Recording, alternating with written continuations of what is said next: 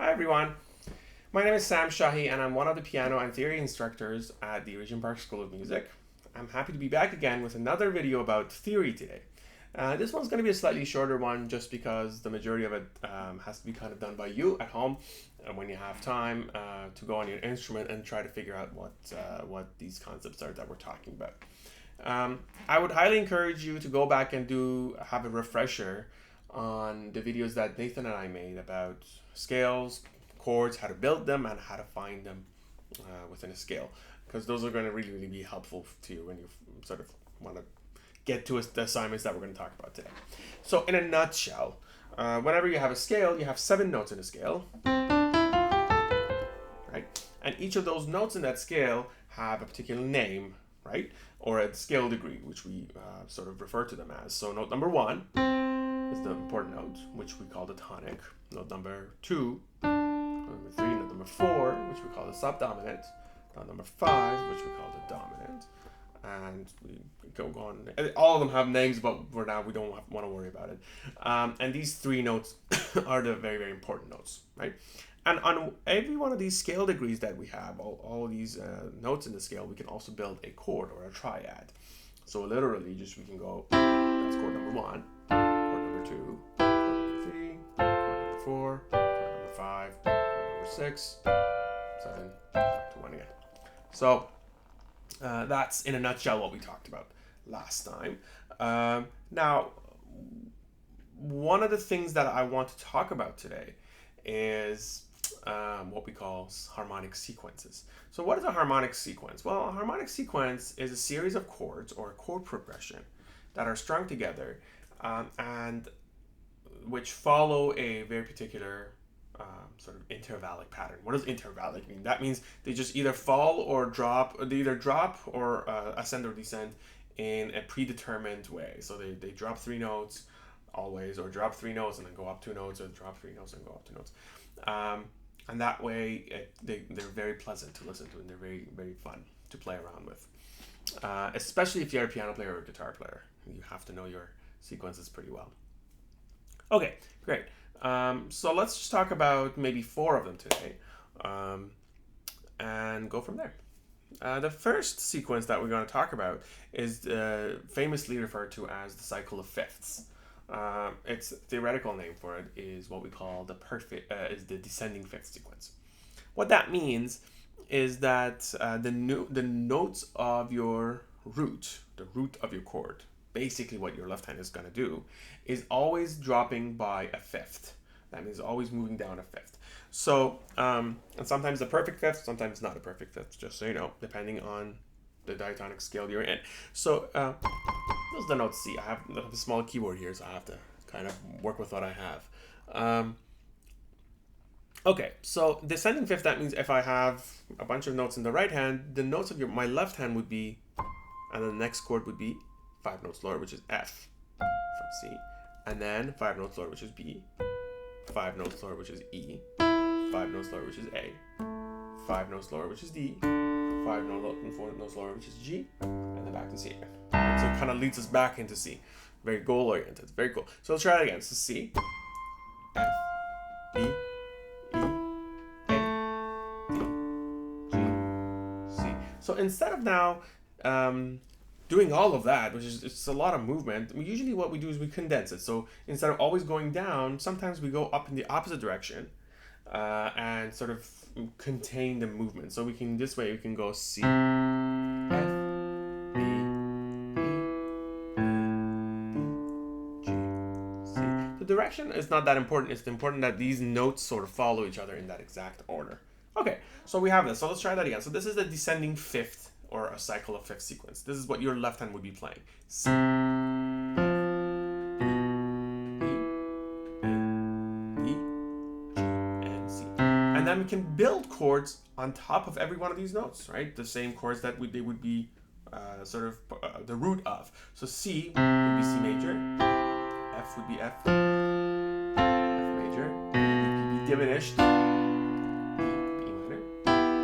and we're only working with the notes we have in the key of C major. I'm not just randomly making up chords, right? A would be A minor, D would be D minor, G major, C, try that again. C, F, sorry, A,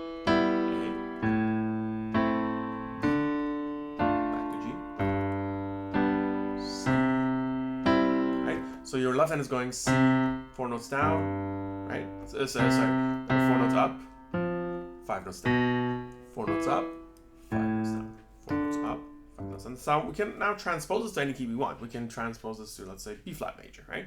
So we go, we're in B flat major now. So we go B flat, 4 notes up to E flat, 5 notes down to A, 4 notes down to D, 5 notes down to G, to C, right? Any key you want, right? D major, we're in D major now. So D major, 4 notes up, 5 notes down to C sharp, 4 notes up to F sharp, 5 notes down to B, 4 notes up to E, 5 notes down to A, 4 notes up to D. Okay. So these are all also only in major keys. We can also do this in minor keys. For example, we can do D minor, right? So same thing. It's follow the same chord progression. It's just now you have to observe the key signature. So if you're in D minor, that's our key signature. Right, B flat. So we go.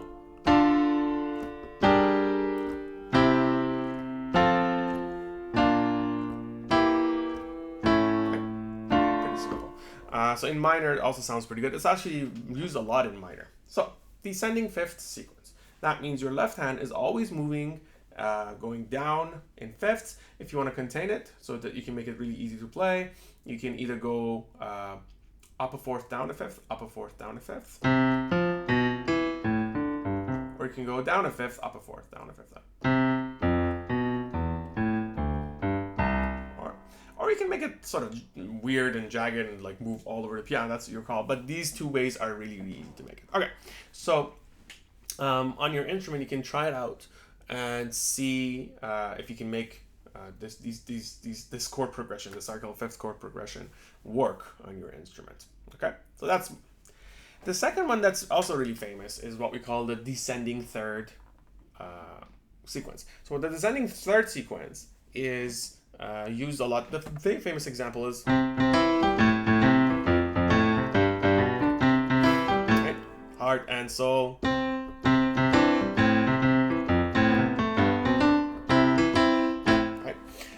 So as it sounds, descending third is with basically when the root of your chord, when the sort of the base of your note is always falling by a third.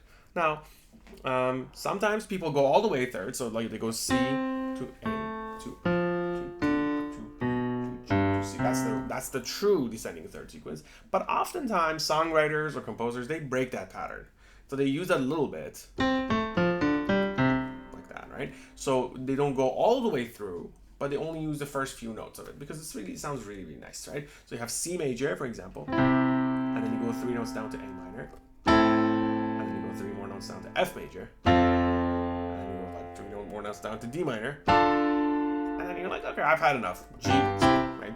Dominant tonic. Or sometimes people even use only the first 3 notes. They go just like the heart and soul, right? So the descending third is really, really important. It's also used a lot in minor. So if you are, and you hear it a lot in pop music of these days, for example, if you listen, this is C minor.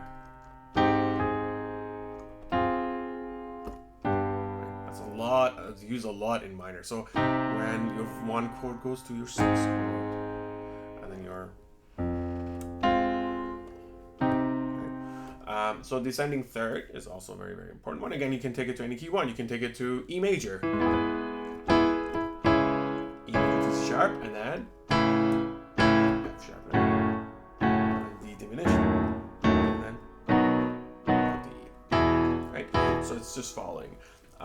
It's just fun to even do the left hand as you're doing it. You can kind of, if you're playing a guitar, if you're a guitar player or a cello player, or if you're a bass player, you can even work out how you can sort of arpeggiate these chords as you're playing, as you're practicing them, right? For piano, it's obviously much more sort of chordal. Good. So we learned the cycle of fifths. We learned the descending thirds. Another one that's really, really famous, and you've probably heard it, especially if you've ever been to a wedding, is what we call the Pachabel Canon. So Pachabel Canon is a funny one because it kind of is a sequence, but it kind of also isn't. So a Pachabel Canon is a sequence where your roots, your bass notes, fall by a fourth down, so they descend by a fourth, and then they come up a second. And then again, fall by a fourth, and then come up by a second. So it's kind of like an uneven way of writing it. It's an uneven sequence. So you have the C major, and they fall by a fourth. So they go 4 notes down to G major. Okay. And they come up a second to A minor. So there's 1 note up. Down a fourth again. Up a second. Down a fourth. And then from here, the pattern breaks a little bit. It goes up a fourth, up a second, just because it wants to get it to the end of the phrase, right? So here's again. So C major, down a fourth to G, up a second to A, down a fourth to E, up a fourth to F, down a fourth to C. And then from there it breaks. It goes up a fourth, up a second. Kind of breaks. It's almost the same idea, just like it's reversed the order, right? Again, you've heard this.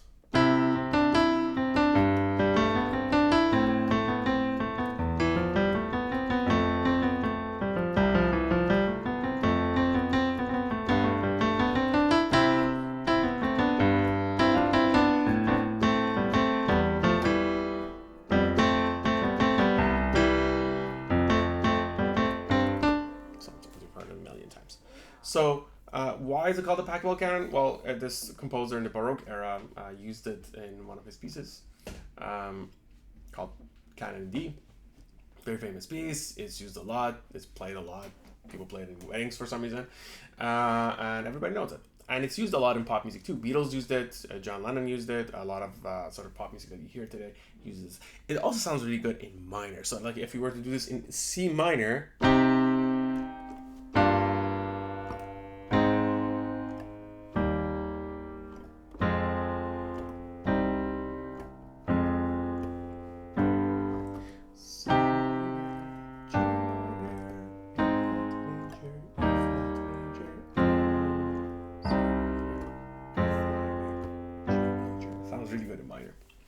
Okay, so this is the third one we learned. Again, you have to go and you have to like write these down and you have to try it on your instrument, right? And that's the only way we can really learn these ones. So the last one we can talk about today, then I think that would be more than enough material for you to go off of and work, is the opposite of the descending fifth sequence. It's basically the ascending fifth sequence, or what we call the descending fourth. There's also, for every one of these sequences, there are other names too, right? Some what we call industry names. So some people in the film music industry might refer to it differently. Jazz musicians might refer to them differently, right? So everybody kind of sort of titles them and credits them differently. So this is the opposite of the descending fifths. This is the one where it's ascending. So, for example, if you're in C major, the root of your note would go from C up a fifth to D, up a fifth to A, up a fifth to A, B, and then B, and then F, and then C. And so it's just exactly the same. It's the opposite way. But again, just like what we did with the descending fifth sequence, we can kind of contain it, right? So instead of going all the way up and down, you can go down a fourth, up, down a fourth, up a fifth, right? Down a fourth, up a fifth. Down a fourth, up a fifth. Okay? And then we can put chords on top of it. So C major, down a fourth to G,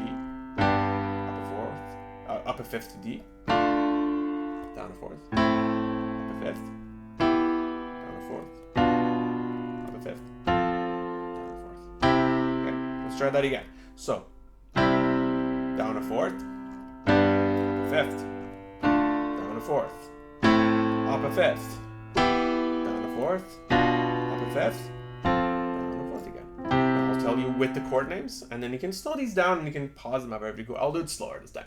So C major, down a fourth to G major, up a fourth to D minor, up a fifth to D minor, down a fourth to A minor, up a fifth to E minor, down a fourth to B diminished, up a fifth to F major, down a fourth to C major. Much like all of the other examples, this one also sounds pretty good in minor. So if you have C minor, down a fourth to G minor, D diminished, up a fourth, up a fifth, down a fourth, up a fifth. Try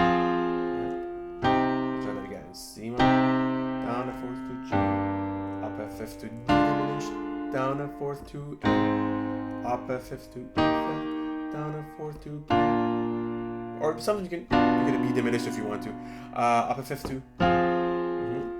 It kind of depends on what you want to do. Sometimes people use a B flat, sometimes you use a B natural, depending on what kind of sound you want, right? So these are the 4 sequences that we learned about today. Now, the first way you can practice these is you can kind of learn your way around the chords, and once you get good at it, you can start sort of playing really simple melodies on top. And the good thing about the sequences is that one of the tricks is that you can only write a melody for one measure, and then that melody would work in the next measure, maybe either up or down a note or a couple of notes, just because the harmonies underneath are also changing by a pattern. The melodies can also change by a pattern too. And then you can sort of see if you can find really, really simple melodies that would work with that harmony.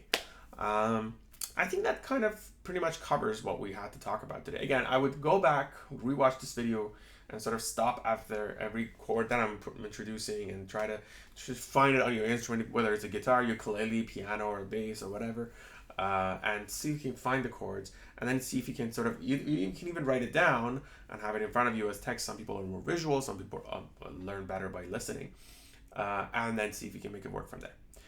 That was really great. I had a lot of fun teaching this to you today, and hope to see you soon, and stay safe.